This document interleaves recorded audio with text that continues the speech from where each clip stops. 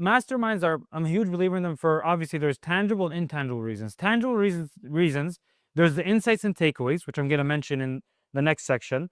But besides that, there's also relationships, collaborations, partnerships. So one of the people I met there, we're talking about partnering on a new brand. Another person is connected to a huge banker that we are actually looking to get a credit card from. So he might be able to introduce us to that person. I was also obviously able to introduce people to a lot of our resources, our contacts, whether that's freight carriers, connections at social media companies for ads, all that kind of stuff. So it was both ways. I was able to lean into a few huge things. Actually, one of the bankers that I'm talking to, we're on pace to open a big line of credit card that most likely would have been possible without the connection that was made there. And then there's also the other side of it, where it's the intangibles, where it can it's a mix of things, but sometimes it's uncovering what you don't know, seeing what other people are working on. For example, I'm mentioning the takeaways, but other channels, how they're a big impact, uncovering stuff that sometimes you have blind spots that are most obvious to you. Just like driving a car, you can see your mirror, you see what's beside you, but then you actually have to look because there's a blind spot, even though it's the most closest thing to you,